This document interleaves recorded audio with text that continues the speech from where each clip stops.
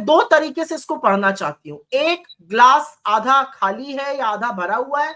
मैं ये मानती हूँ आधा भरा हुआ है। ये गोरख धंधा तो चलिए बंद हुआ, ये भी पता चलेगा कि आखिर वो कौन लोग हैं जिन्होंने बड़े बड़े बॉन्ड्स खरीदे और किस पॉलिटिकल पार्टी ने उनको एनकैश कराया। मैचिंग नहीं होगा, यहां पर आकर तकलीफ होती है। तकलीफ इस बात की होती है कि लोकतंत्र में जब ये पूरा जजमेंट आया था तो ऐसा लग रहा था कि पता चलेगा कि किस पॉलिटिकल पार्टी ने किस वक्त कितना पैसा पाया एक डोनर के माध्यम से। क्या उसके बाद उस डोनर के खिलाफ जांच बंद हो गई?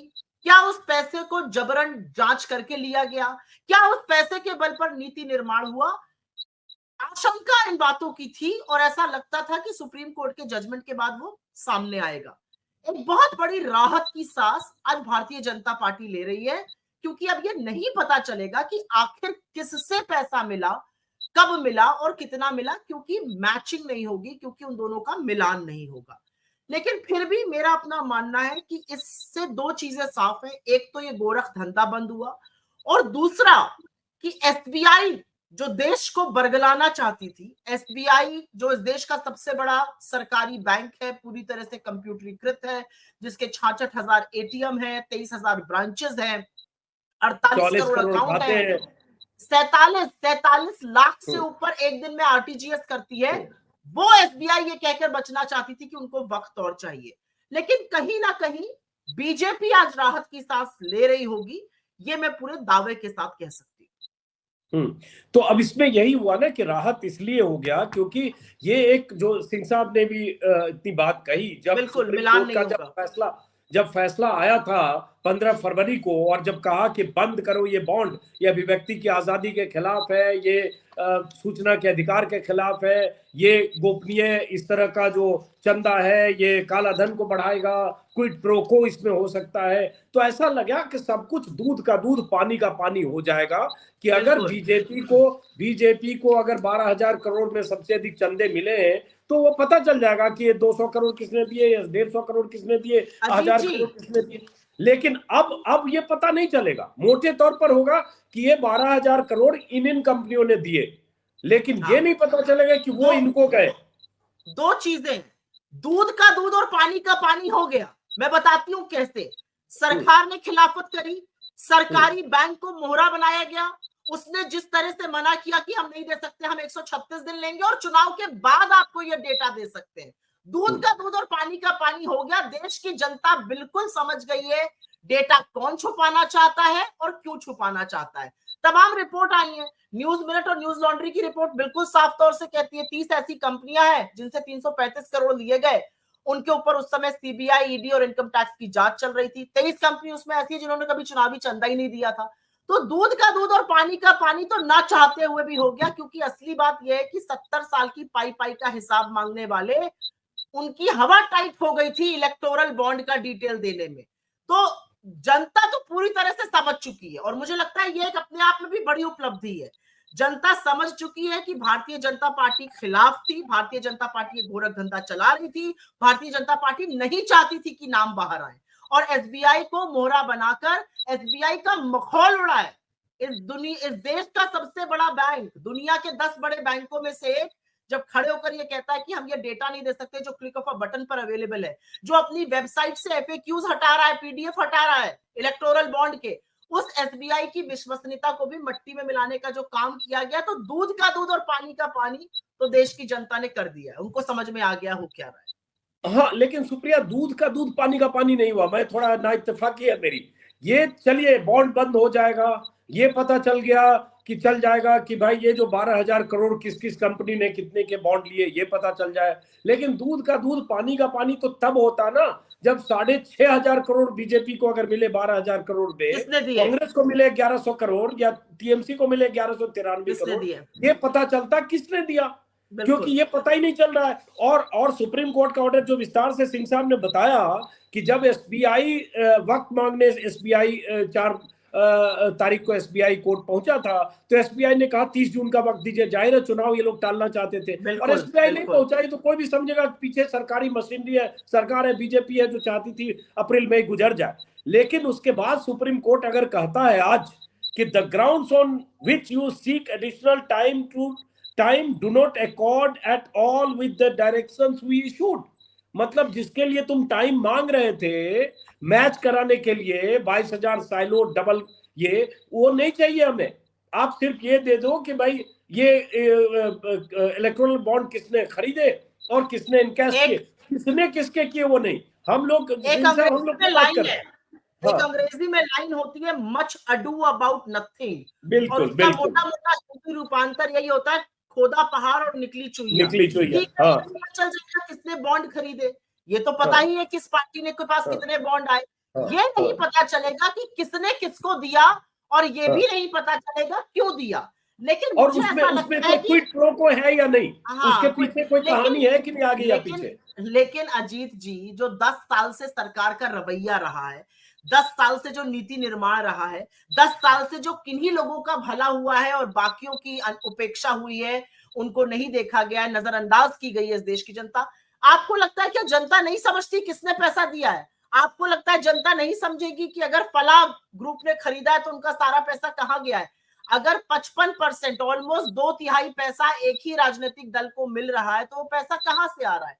मुझे ऐसा लगता है कि भले इस जजमेंट के बाद मिलान ना हो, ये ना पता चले किसने किसको कब कितना दिया, उसके एवज में क्या मिला, क्विड प्रो को ना पता चले, लेकिन इस जजमेंट से और उसके बाद सरकार के और सरकारी उस बैंक के रवैये से जिसमें 58% शेयर होल्डिंग केंद्र सरकार की है, यह पता चल गया कि छुपाने के लिए एड़ी चोटी का जोर लगा दिया गया, और वो जोर इसलिए लगा दिया गया क्योंकि सारी कलई खुलकर जनता के सामने आ जाती, पर वो कलई खुल चुकी है। तो एक सवाल और है उसके बाद सिंसा के पास, अब मान लो चुनाव नहीं, मैं इसमें एक चीज ऐड करना चाहता हूँ। सुप्रिया जी, आप पता नहीं आप हमें कितना जानती हैं, लेकिन मैं आपको एडमायर करता हूँ क्योंकि जिस तरह से प्रेजेंट करती हैं चीजों को अच्छा लगता है। मेरे जमाने में इस तरह के नहीं होते थे स्पोक्स पर्सन। ये एडवर्सेरियल डेमोक्रेसी का फॉर्मेट है। अगर आप ये कह के मुतमईन हो जाएंगे कि जनता सब समझ रही है, तो कांग्रेस के लिए एक खतरनाक मुकाम होगा। हम मुतमईन बिल्कुल नहीं है सर, आप गलत समझ रहे हैं। मैं बिल्कुल, मुझे बिल्कुल लगता है कि मिलान होना चाहिए। मुझे बिल्कुल लगता है कि लोकतंत्र में जनता को जानने का हक है कि कौन कितना किसको कब पैसा दे रहा है, उसके बेसिस पर वो अपनी वोटिंग तय करे। मुझे लगता है ये पारदर्शिता का दमन है। मैं सिर्फ ये कह रही हूं कि आज के डेवलपमेंट को देखकर मैं ये कहूंगी कि जो भी छुपाने का प्रयास किया जा रहा है, उसके बाद भी सच पूरी तरह से उजागर हो चुका है। मैं तो बिल्कुल चाहूंगी, मुझे लगता है देश की जनता की डिमांड होगी है कि आप मिलान करिए। मुझे लगता है कि मैं आशा करती हूं कि इस देश का उच्चतम न्यायालय एट सम स्टेज ये कहेगा कि चलिए आप 6 महीने ले लीजिए, लेकिन आप बताइए कि किसको कितना पैसा मिला। मैं तो ये आशा करती हूँ। मैं सिर्फ ये कह रही हूँ कि आज के डेवलपमेंट को देखते हुए मैं आशा भी करती हूँ, विश्वास भी रखती हूँ कि जनता भी समझ रही है। हमने तो डंके की चोट पर कहा है कि हमारे जितने डोनर हैं उनके नाम आप पब्लिक कर दीजिए, हमें कोई आपत्ति नहीं है। यही असलियत और यही हिम्मत बीजेपी भी दिखाए। हमने हर पटल से ये कहा है। मैं प्रतिक्रिया आज के सुप्रीम कोर्ट की गतिविधियों पर दे रही हूं, और मैं पूरी तरह से मानती हूं कि ये गोरख धंधा बंद हुआ, इसका मैं स्वागत करती हूं। लेकिन हाँ, गिलास अभी भी आधा ही भरा हुआ है, पूरा भरा हुआ नहीं है। लेकिन इस देश की जनता की समझदारी पर पब्लिक लाइफ में रहते हुए मैं बिल्कुल सवाल नहीं उठाऊंगी। और मेरा मानना है कि पिछले 1 महीने के अंतराल में 15 फरवरी से आज 11 मार्च तक जो हुआ है, देश की जनता को मूर्ख नहीं समझना चाहिए। देश की जनता सब समझती है। जब आप चुनी हुई सरकारें पैसे के लोभ से गिराते हैं, जब आप पैसे के लोभ से दिन भर प्रचार करते हैं, जहां देखो वहां आपका आत्ममुक्त चेहरा नजर आता है, जब आप पैसे के बल पर लोकतंत्र का हनन करते हैं, जनता समझती है। मुझे ऐसा लगता है सुप्रीम कोर्ट को अंततोगत्वा लोकतंत्र में ये जिम्मेदारी लेनी पड़ेगी कि किसको कब कितना पैसा मिला, ये बात सामने आए। ये गोरख धंधा बंद हुआ, ये अपने आप में भी एक बड़ा अचीवमेंट है। चलिए अब अगला ये है सुप्रिया कि अब देखो चुनाव में 5 दिन 6 दिन के बाद नोटिफिकेशन होगा शायद, लेकिन अभी स्थिति दूसरी है कि एक जो चुनाव आयुक्त थे उन्होंने इस्तीफा दिया। उस इस्तीफे के 48 घंटे हो गए और इतना सस्पिशियस इस्तीफा है जिसके बाद 48 घंटे से ज्यादा हो गए, परसों इस्तीफा दिया, 48 घंटे हो गए लगभग होने जा रहे, इस्तीफा पब्लिक हुए 48 घंटे हो जाएंगे। और सस्पिशियस इस्तीफा के बारे में अभी तक कुछ जानकारी नहीं है। 2 इलेक्शन कमिश्नर नहीं है, सिंगल पैनल अब इलेक्शन कमिश्नर सीईसी बच गए। और ऐसी स्थिति में फिर अगर ये कुछ आ भी गया या नहीं आया, इससे क्या लगता है कि चुनाव आयोग की भूमिका पर कोई ऐसी स्थिति लगती है, कोई संदेह पैदा होता है? मुझे ऐसा